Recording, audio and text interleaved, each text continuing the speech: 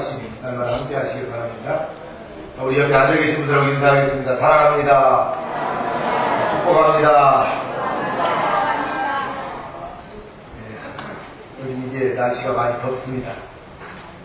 날씨가 더워지면 우리 몸도 처지기도 하고 자꾸 힘이 빠지는데 이럴 때 우리 예수님을 우리가 바라보면 또 힘이 나는 줄 믿습니다. 오늘은 예수님 사역을 하시는데 3년 동안 예수님이 목회하시는데 예수님께서 30년을 기다리셨다가 3년 목회를 하셨습니다. 그리고 우리를 위해서 십자가를 지셨습니다. 사람이 이렇게 살아가는 데는 과정이라는 것이 있습니다. 아주 중요하죠. 어린아이가 태어나면 바로 어른이 되는 것이 아닙니다. 과정이 있습니다. 유아기와 어린 시절을 거쳐서 청소년기, 청년 시절을 거쳐서 장년이 되고 노인이 되는 것이죠. 이 과정을 통해서 우리 인생도 성숙하게 되는 것입니다. 그래서 무슨 일을 할 때에도 준비하는 과정이 참 많이 필요하다 생각을 합니다. 그래서 성공한 사람들을 보면 그냥 성공하는 것이 아닙니다. 성공한 사람들의 그 내용을 이렇게 들여다보면 철저한 그 준비와 수고로 삶의 그 과정이 있었다는 것을 발견하게 되는데요. 예수님도 공생에 들어가시기 전에 먼저 준비하는 과정을 거치셨습니다. 예수님은 이 세상에 오시자마자 바로 일하고 가르치고 천국 복음을 전하는 것이 아닙니다. 성경에는 잘 나타나 있지 않지만 공생의 3년간을 위해서 무려 30년이라는 성장 과정을 통해 주님도 준비하셨다는 사실입니다. 그리고 공생에 들어가면서 또다시 4가지 준비를 하셨습니다. 그것이 오늘 본문에 나와 있는 말씀입니다. 첫 번째로 예수님은 세례를 받으셨습니다. 같이 합니다. 세례를 받으셨다. 우리 성도님들도 다 세례를 받으셨습니다. 그리고 이제 예수님을 이제 얼마 되지 않은 분들은 아마 아직 세례를 받지 못한 분들이 있는데 이분들도 이제 멀지 않아서 다 세례를 받으실 분들이고요. 예수님도 하나님의 일을 하시기 위해서 먼저 세례를 받으셨습니다. 예수님은 공생애를 시작하기 전에 먼저 세례부터 받았습니다. 오늘 기도를 보면 예수님께서 갈릴리 나사렛으로부터 와서 요단강에서 요한에게 세례를 받으시고 요단강에서 요한에게 세례를 받으셨습니다. 이것은 하나님과의 관계를 새롭게 정립하기 위해서였습니다. 세례는 하나님과 나와의 관계를 더 확실하게 하기 위한 하나의 수단이죠. 세례받기 전에 내 신앙을 먼저 점검하고 또 확인하고 고백하고 나서 삼위일체 하나님의 이름으로 세례를 받습니다. 하나님께 소속된 사람으로 말입니다. 예전에 더러웠던 내가 완전히 씻김을 받는 것이 세례입니다. 죄사함을 받는 것이. 또한 세례는 새 출발의 시작이기도 합니다. 그래서 교회에서는 세례를 하나의 기준으로 이렇게 삼고 베풀고 있습니다. 세례를 받아야 무슨 일이든 시작하게 됩니다. 오늘날에는 세례를 하나의 어떤 형식이나 의식이라고 생각하는 사람들이 교회 안에 많이 있는 것 같습니다. 의식이 아닙니다. 그렇다면 예수님께서 굳이 요단강에까지 가서 세례를 꼭 받아야 할 이유가 있었겠습니까? 그렇다면 예수님이 굳이 요단강에까지 가서 세례를 받아야 하는 이유, 세례는 하나님과 나와의 관계를 새롭게 정립하는 그 하나의 과정입니다. 그래서 먼저 저희들에게 가르쳐 주시기 위해서 주님께서 먼저 세례를 받으셨습니다. 두 번째로 예수님은 금식을 하셨습니다. 같이 합니다. 금식을 하셨다. 예수님은 금식을 하지 않아도 되실 분입니다. 마태복음 4장 2절을 보면 예수께서 40일을 밤낮으로 금식하였다라고 말하고 있습니다. 예수님은 공생의 시작 전에 40일을 금식하셨죠. 금식을 통해 자신에게 주어진 사명을 다시 한번 뒤돌아보고 생각하고 확인하셨습니다. 이런 의미에서 오늘날에도 신앙인들이 금식하며 기도하는 것이죠. 신앙인들에게는 때때로 이런 자세가 필요합니다. 바울도 마찬가지입니다. 예수를 만난 뒤 무턱대고 전도에 나선 것이 아니었습니다. 그는 예수를 만난 후 산에 들어가 3년 동안 자신을 완전히 영적으로 성숙시켰습니다. 훈련을 받았다는 이야기입니다. 그리고 자신을 먼저 연단시키셨습니다. 그리고 난 후에 비로소 전도자로 나섰던 것입니다. 이렇게 철저하게 준비했으므로 그 삶에 시행착오가 없고 실패가 없었던 것입니다. 세 번째로 사단으로부터 시험을 받으셨습니다. 예수님. 13절을 보면 예수께서 광야에서 40일을 계시며 사단에게 시험을 받으셨다라고 말하고 있습니다. 이것은 영적으로 자기 자신을 확인하는 과정입니다. 예수님도 시험을 받으셨습니다. 예수님이 시험을 받으셨다는 것은 예수님도 철저한 인간이 되셨다는 뜻입니다. 예수님도 40일간 금식할 때 인간적인 약점이 작용했을 것입니다. 그가 순전히 하나님의 아들로서 신성만을 소유했다면 4개월인들 여러분 금식하지 못했겠습니까? 그러나 예수님께서 신인 동시에 순전한 인간이었기 때문에 우리와 똑같은 고통을 주님도 경험하셨던 것입니다. 기도 후에 사탄의 시험을 받았습니다. 앞으로 3년간의 공생의 기간이 너무나 험난하기 때문에 이 같은 시험을 먼저 거쳐야 하는 그 어려움들을 잘 인내낼 수 있었던 것이죠. 이처럼 큰일난 사람들을 보면 모두 이렇게 연단받는 과정을 거친 것을 알 수 있습니다. 유인들도 모두 이 같은 어려운 연단과 시험의 과정을 거친 것입니다. 유능한 군인들도 이 같은 연단을 거쳐서 유능한 군인이 되는 것입니다. 또 아주 유능한 선수들이 그렇게 강하고 다른 사람이 된 것도 연단을 거쳤기 때문입니다. 지금 월드컵이 시작되었죠. 참 우리 한국 선수들 잘합니다. 그죠? 아마 어제 축구들 다 보셨죠? 우리 한국이 어제 이겼습니다. 몇 대 0으로 이겼죠? 2대 0으로. 골을 누가 넣었나요? 이정수하고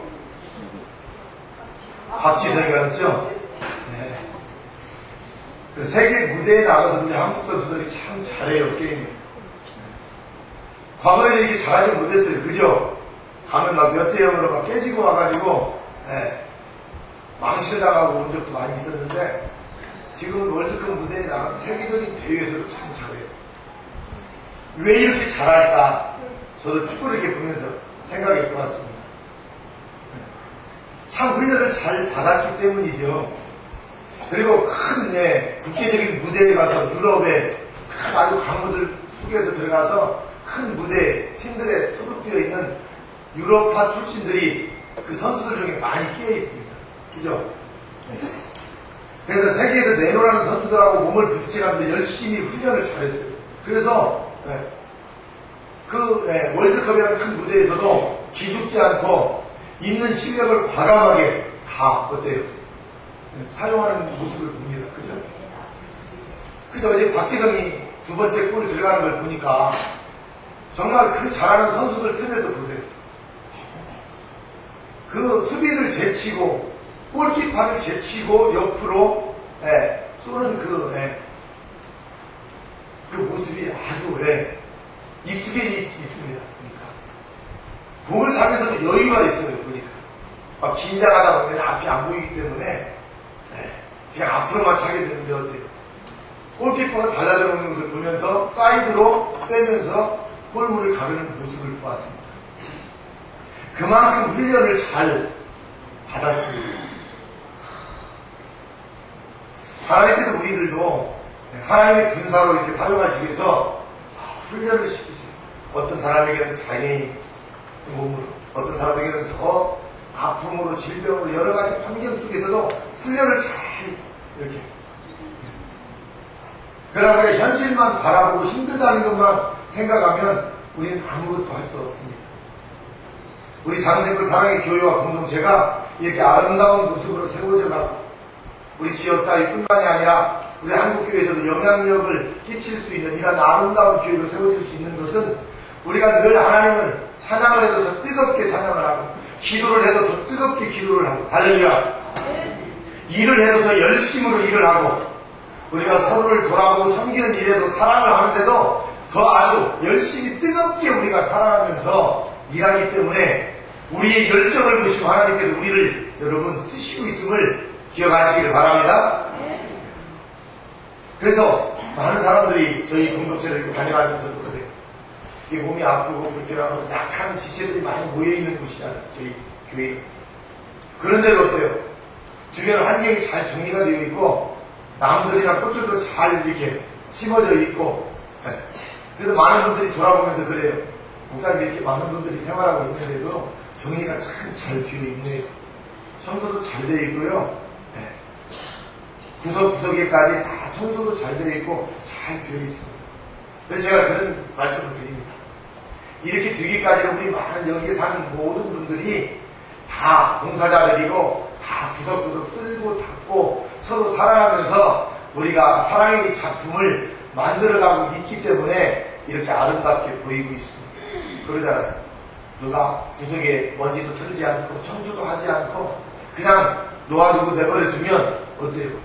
이렇게 아름답게 꾸며지지 않습니다. 그죠? 우리 잔디밭도 지금 잔디밭이 아주 잔디가 잘 자라면서 단장이 잘 되어 있는데 그냥 잔디밭이 저렇게 단장이 됩니까? 그렇지 않아요. 다른 데는요, 잔디밭에 약을 뿌려가지고 다른 잡초들 죽는 약을 뿌리고 그래요. 그런데 우리는요, 인체 건강이 좋지 않으니까 약을 뿌리지 않음에도 불구하고 우리들이 어때요? 잡초들이 시간이 있을 때마다 우리 가족들이 가서 잡초를 뽑고 잔디밭에서 뛰어놀면서 이렇게 관리를 우리가 하니까 잘 자라는. 이 강가장에 있는 이 꽃도요, 우리가 이렇게 도와주고 자꾸 관리를 하니까 꽃도 더 예쁜 거예요. 이게 어떤 분이 그래요. 똑같은 장미인데도요, 지난번에 어떤 분이 오셔서 그래요. 경로대학교 오신 분인데, 완리도 오신 분인데, 왜 작은 산골에 있는 장미는 똑같은 장미인 것 같은데, 이렇게 예쁜지 모르겠어요. 화려하고, 상돈하고 더 좋은 것 같아요. 이거 한쪽만 이렇게 띄워주시면 좋겠어요, 저거거든요. 그래서 이거 시중에 가면 다 있는 장미예요. 우리도 거기서 몇천 원 주고 사다가 심으면 이렇게 커가지고, 이렇게 예쁘게 이렇게 피고 있어요. 그래요. 그래도 여기 뛰어다가 심으면 아름답고 예쁠 것 같다가 그래요. 우리가 사랑을 하면은 어때요? 자꾸요. 어때요? 예뻐져요. 막 기쁨이 있고요. 은혜가 있고요. 사랑을 하면은 예뻐진다는 말도 있잖아요. 우리가 사랑하지 않고 아니 너는 못해. 너는 안 돼. 너 왜 그러니 날마다. 자꾸 그렇게 정지해버리면 정말 못해버려. 진짜 안 되는 사람으로 보이는 거예요. 근데 너는 뭔가 불편하고 그러는데 너 왜 이렇게 예쁘니? 왜 하는 일들마다 이렇게 잘하니? 하고 자꾸 격려를 해주고 칭찬을 해주고 사랑의 눈으로 이렇게 돌아봐주면 자꾸 더 아름답게 보여져요. 근데 사랑을 하면 예뻐져요. 할렐루야. 인상이 바뀐다니까요. 바뀌어요. 저도 인상 좋다는 이야기를 옛날에 별로 못 들었어요. 근데 예수님을 믿은 이후에 제 인상이 바뀌었어요. 제가 거울을 봐도 그래요. 제가 언젠가 말씀을 드렸을 거예요. 제가 결혼하기 전에 예수님 믿기 전에 사진들, 친구들, 술부대들하고 찍은 사진들이 많이 있어요.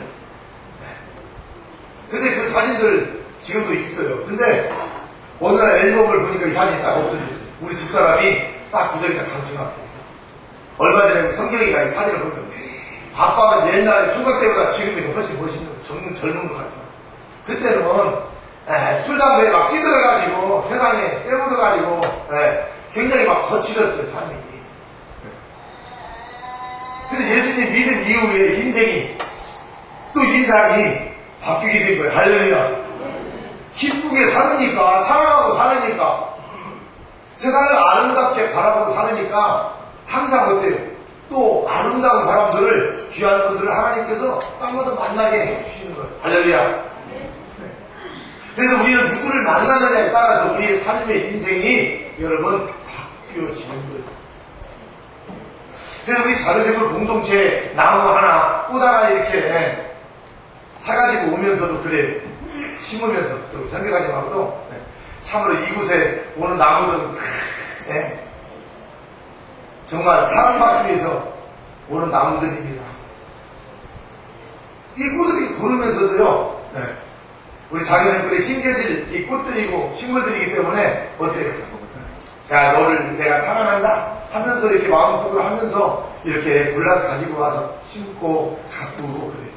그게 제가 또 이렇게 돌아보면서도 전지가위를 가지고 다니면서도 그래 너는 더 내가 너를 사랑하니까 더 아름답게 가꾸고 만들기 위해서 좀 불필요한 가지들은 내가 좀 잘라줄게. 좀 아프더라도 참아 주어라 하고 이렇게 잘라냈잖아. 그러니까요, 나무를 자르고 이렇게 가꾸어도요, 더 나무가 예뻐져요. 할렐루야? 근데 우리도요, 좀 인생을 살다 보면 거치는 부분들이 있잖아요. 원한 부분들도 있고, 잘못된 부분들. 하나님께서 말씀으로 성령의 경으로 다 이렇게 잘라주세요.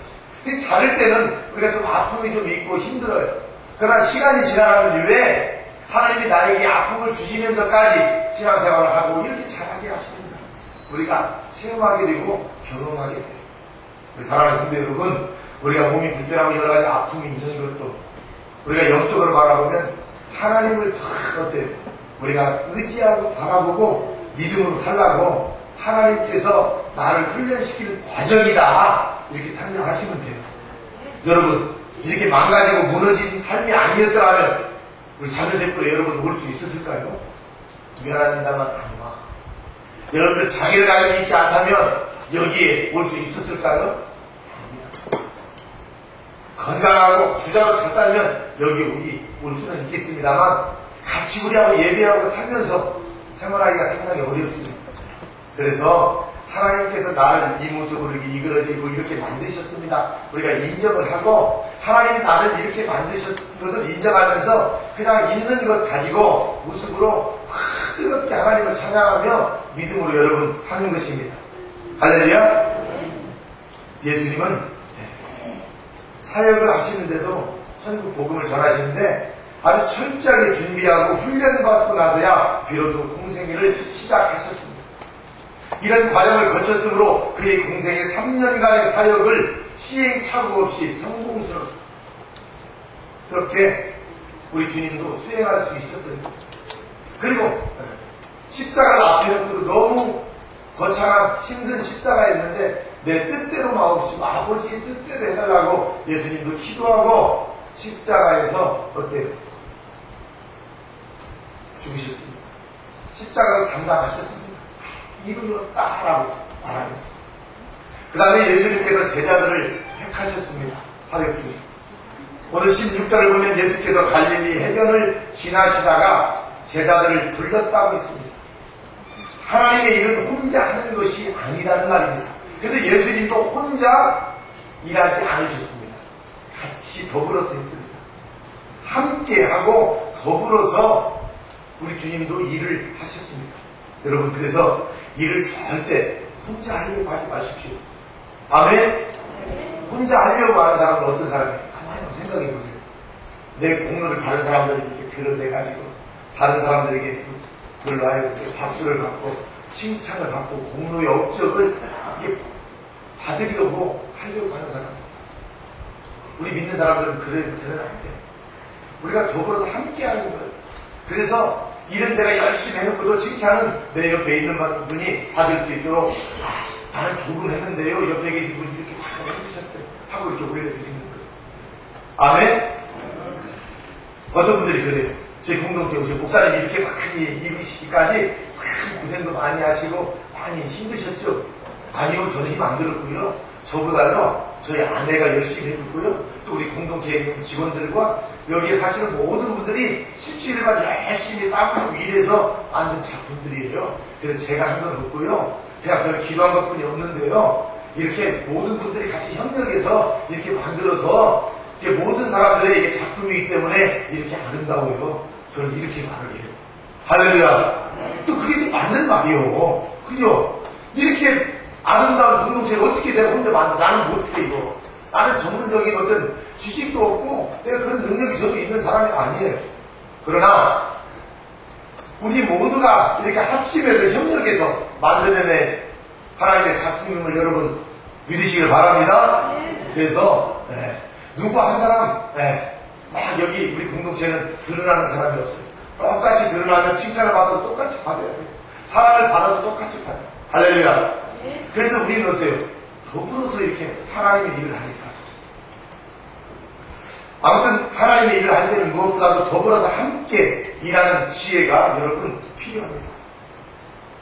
그래서 예수님은 사역을 시작하면서 함께 일할 제자들을 부르신 것이죠.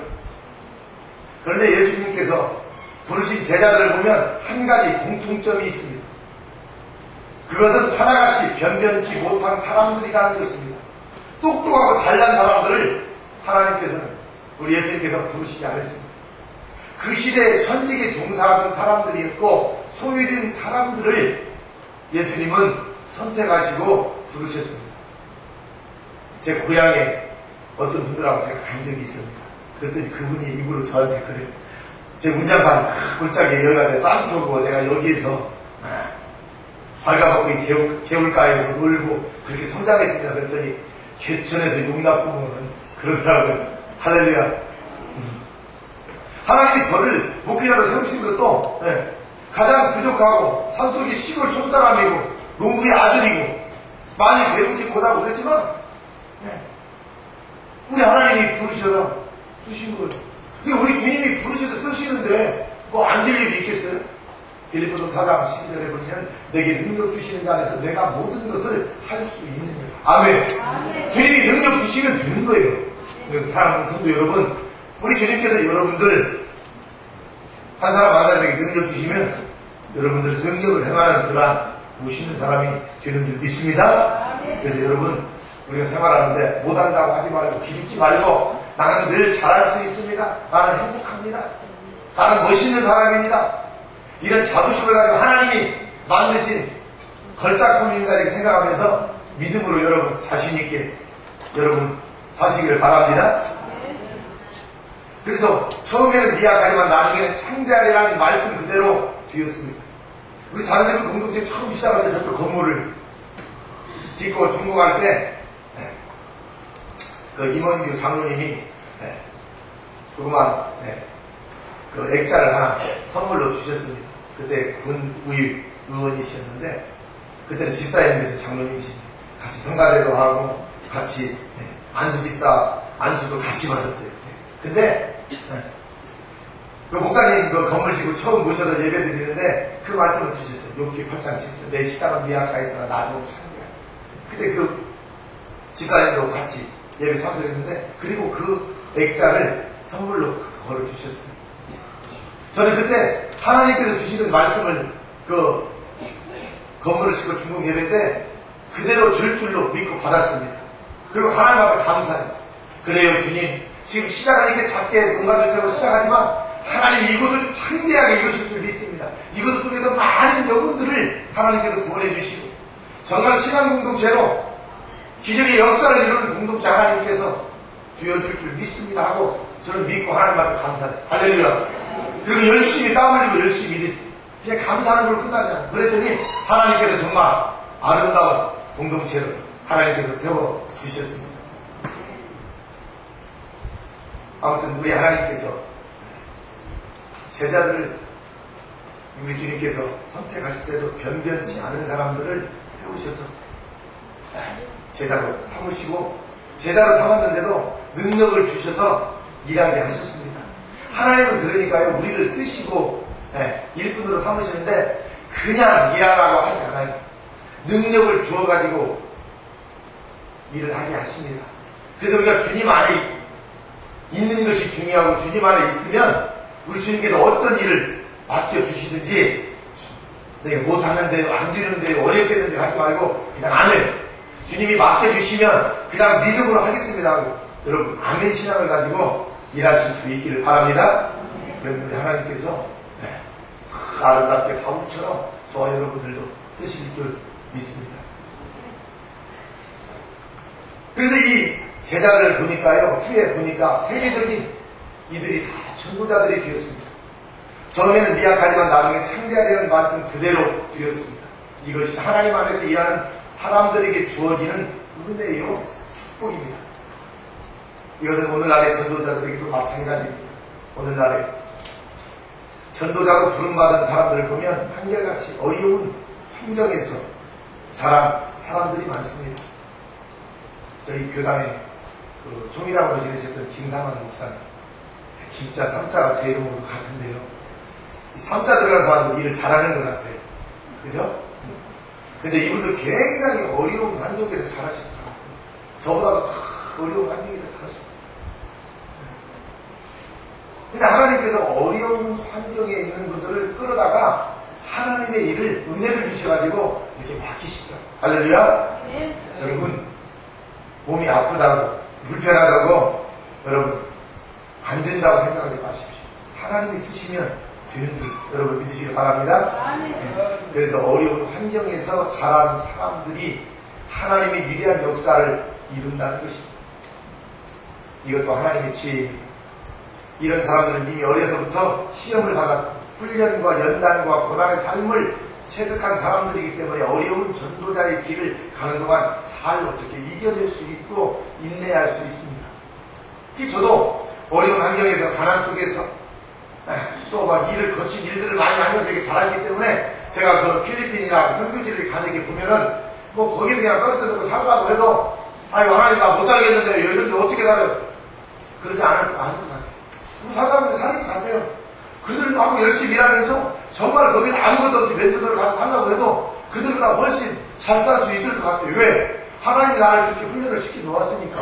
할렐루야. 근데 내가 부잣집 아들로 태어나서 그냥 호화스럽게 자랐다면 거기 가서 못해요. 아이고 하나님 어떻게 해요? 여기 이 사람들이나 사는 거죠. 다리를 벗고 살고요. 신발도 없이 살고요. 네? 지금으로 가자면 어떻게 살아요? 못해요. 그랬는데 저는 그런 과정을 저도 시골에서 거쳤거든. 거기 가서 보니까 쑥쑥 뭐 어렵게 사는 분들이 많아요. 근데 저는 어린 시절이 똑같아요. 보니까 네? 나랑 다르니 똑같은 거예요. 보니까. 그래서 우리가 어떤 훈련을 받느냐에 따라서 일을 할 수도 있고 못할 수도 있는 거예요.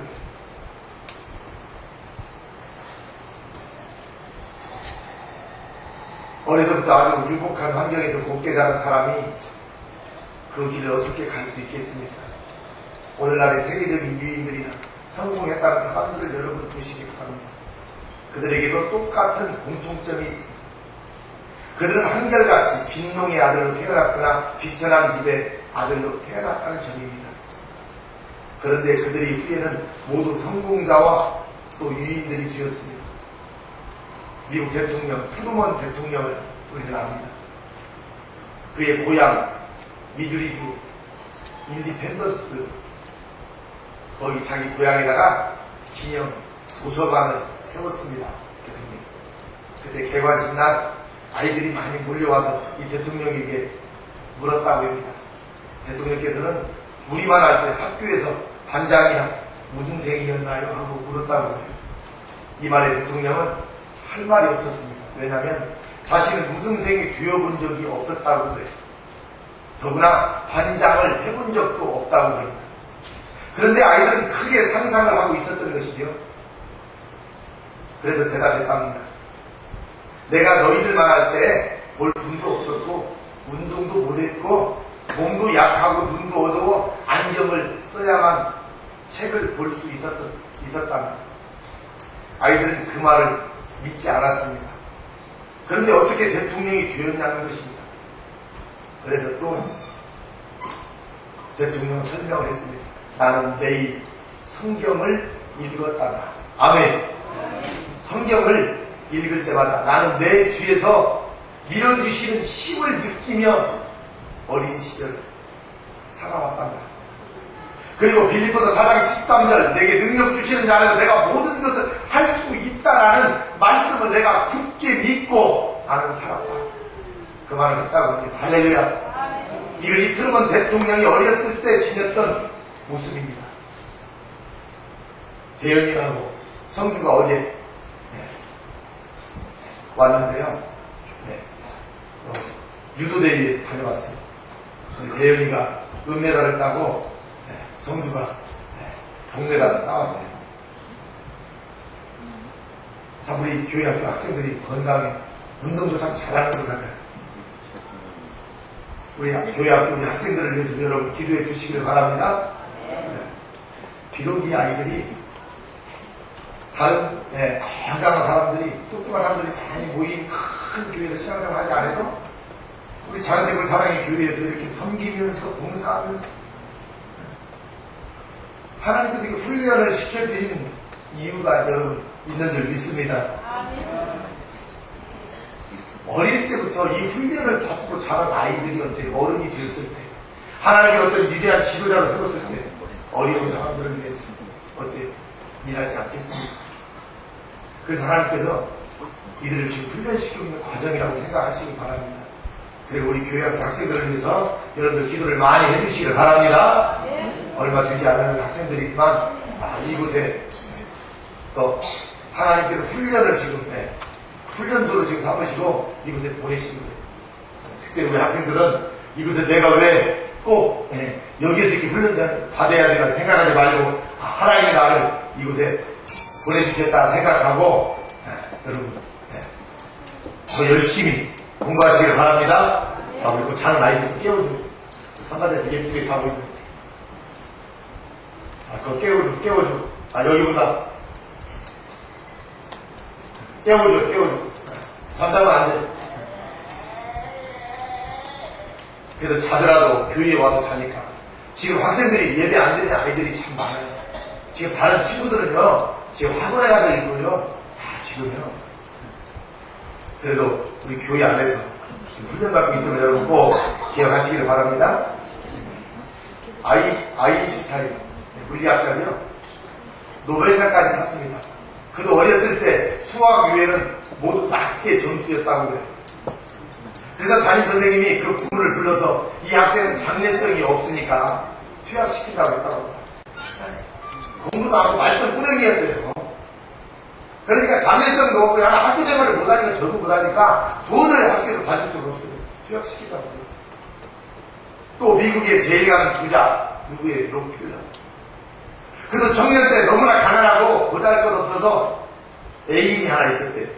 근데 애인으로부터 장래성이 너는 없다. 그렇게 구했다는 거예요. 그래서 애인으로부터 장래성이 없다고 버림받았던 사람이었다고 그래요. 사람이 얼마나 벌품이 없었으면 장래성이 없다고 버림을 여러분 받았겠어요. 그런데 그가 나중에 부자가 되어 3대 기적을 만들었습니다. 3가지 기적. 첫 번째 기적은 가장 가난했던 사람이 가장 부자가 되었던 것입니다. 할렐루야. 두 번째 기적은 가장 많은 돈을 자선단체에 기부한 사람이었습니다. 후원금을 가장 기부금을 많이 낸 사람입니다. 세 번째는 사업가로서 어때요? 98세 가장 장수한 사람이 되었다는 것입니다. 여러분 사업가가요 장수하는 사람이 많지 않다는 거예요. 왜? 사업을 하다 보면 스트레스도 많이 받고 그러니까요 빨리 죽는데요. 근데 이분은요 어때요? 좋은 일을 많이 하고 사업을 건전하게 하고 하나님을 잘 믿는 분이었기 때문에 3가지 기적을 다른 사람이 하지 못하는 기적을 낳은 사람이 여러분 된 줄 믿습니다. 가능성이라 해서 사람들의 눈에 쉽게 발견되거나 나타나지 않습니다. 그래서 우리 학생들 좀 잠잔다고 못한다고 지어박지 마시고 여러분 예쁘게 봐주시길 바랍니다. 특별히 우리 장애인들 또 모델도요 참 잘한다고 해요. 우리 전국 장애인 캠프가 이제 8월에 열리는데 우리 장애인분들 사냥 잘하는 분들 달란트 있는 분들이 있는데 제가 좀 해보라고 하는데 목소리를 내는데 잘 안 하려고 해요. 제가 늦지 않았으니까 여러분 나는 할 수 있습니다. 하나님이 나에게 아름다운 목소리를 주셨습니다. 언어가 불편해도 하나님 열심히 내가 하나님 찬양하고 이번 복음성가들이 한번 나가보겠습니다. 주님 나를 도와주십시오 하고 지금부터 남은 기간으로 열심히 찬양해서 복음성가에도 나가시길 바랍니다. 해마다 우리 교회에서 한두 사람씩 나가는데 금년에는 아마 나가는 사람이 지금 내 눈에 안 보여요. 그래서 제가 지금 기도하고 있는데 우리 여러분들 은혜 받고 꼭 이번 기회에 하나님을 뜨겁게 찬양해서 상도 타고 또 하나님께 찬양도 드릴 수 있는 그런 시간이 여러분 되시기를 바랍니다. 욕심이 많고 타산적인 사람은 사람들에게 숨겨진 가능성을 발견하지 못하는 것이죠. 그러므로 타산적인 사람은 당장은 이득을 보는 것 같지만 마지막에는 언제나 손해를 보게 되어 있습니다. 그런데 유인들에게는 한 가지 특징이 있다는 것입니다. 그것은 바로 결단력입니다. 결단. 예수님이 부르신 제자들의 모습을 보면 아주 초라하고 변변치 못한 사람들처럼 보이지만 그들은 모두 결단력을 가지고 있었습니다. 무엇을 가지고 있었다고요? 결단력. 제자들은 예수님께서 따르라고 하실 때 이것이 길이다라고 생각하고 다 하던 일들을 다 내려놓고 버리고 예수님을 따랐습니다. 베드로가 그랬고 요한이 그랬고 야고보가 그렇게 예수님을 따라 나섰던 것입니다. 마태, 누가, 바울도 자신들의 일을 모두 버리고 따라 나섰습니다. 스데반, 빌립 집사도 모두 이렇게 따라 나섰습니다. 저도 하나님 은혜 주셔서 직장 내려놓고 그냥 목표길에 따랐습니다. 주님 은혜 주셔서 할렐루야. 따랐더니 주님께서 또 목표하게 하시더라고요. 그래서 그 당시에는 사람들이 그 좋은 직장 내려놓는다고 다 말렸어요. 저희 부모님도 여기 오셔서 계시지만 말렸어요. 저희 집사람도 안 해도 말렸어요. 미안하게. 근데 저는요, 가장 잘 나갈 때 딱 그 귀한 일도 내려놓을 수 있어야 된다고 생각했어요. 주님을 사랑하는 사람이라면 주님이 부르면. 그래서 제가 그때 18호 때 공무원생. 그런데 2호 공무원생이 좀 퇴직금도 많이 올라가고 더 그럴 텐데 제가 내려놓고. 그래서 동료들은 나보고 미쳤다고 그래서 예수한테. 맞아요. 예수님한테 미쳤습니다. 예수님을 미치도록 사랑하다 보니까 우리 주님께서 어때요? 저도 미치도록 사랑해 주시잖아요. 그래서 하나님께서 저를 세우셔서 아름다운 목기로 하게 하시고 그때 그래요. 그렇게 말했던 분들이 지금 동료들이잖아요. 난 우체국에 근무하는 분들이 그때 참 앞을 내다볼 줄 알았고 그때 참 잘했다고 그때는 미쳤다고 했던 사람들이 잘했대요. 지금 이렇게 일구고 만들어가는 모습을 보면 할렐루야. 그래서 우리는요 그냥 누가 하는 말만 듣고 하지 말고요 우리가 앞을 좀 이렇게 내다볼 수 있어요. 근데 주님이 나를 쓰시겠다고 하는 게 안 해야 하는 거예요. 뭐 앞뒤 따지지 마세요. 우리가 잔머리 굴려야 안 되는 것이. 한결같이 십자가가 주어질 때 마다하지 않고 결단력 있게 그 십자가를 지고 순교의 대열에 우리는 뛰어야 되는 줄 여러분 믿습니다. 누가 이 사람들을 보고 비천하다고 말할 수 있겠습니까? 제자들을 말합니다. 이런 점이 바로 제자들의 유인들이 될 수 있었던 것입니다. 예수님은 3년간의 공생애를 시작할 때 매우 치밀한 준비 과정을 거쳤습니다. 세례를 통해 하나님과의 관계를 확인했고 금식을 통해 자신을 점검했습니다. 그리고 연단을 받음으로써 앞으로 주어질 환경을 충분히 이해를 하게 되었습니다. 동역자들을 찾음으로써 함께 일하는 정신을 발휘했습니다. 여기서 진지하게 인생을 준비하는 예수님의 모습을 우리는 발견하게 됩니다. 사랑하는 성도 여러분, 우리도 과정을 지금 겪고 가고 있습니다. 이 과정을 통해서 우리가 주님의 줄을 십자가를 우리가 짊어지고 따라가는 저와 여러분들이 될 수 있기를 주의 이름으로 축원합니다. 기도하겠습니다. 할렐루야. 하나님 아버지 은혜를 감사합니다. 우리 예수님께서 이 땅에 오셔서 33세의 일기로 십자가를 지셨는데 3년 목표하시기 위해서 우리 주님 30년 동안 준비하셨습니다. 그리고 세례를 받으시고 금식을 하시고 또 우리 주님 참으로 우리 주님께서 제자도 부르시고 협력해서 일을 하셨습니다. 하나님의 사랑에 우리 모든 성도들이 우리 주님께서 예비한 과정을 지금 겪고 있사오니 과정 속에도 우리가 힘들다고 생각하기 이전에 우리 하나님의 영광을 위해서 하나님이 나를 쓰시고 있다는 사실을 하나님 굳게 믿고 하나님 부름에 합당한 하나님 열매를 맺는 하나님 우리 모두가 주님 되게 하여 주옵소서. 감사드리며 예수님의 이름으로 기도하옵나이다. 아멘.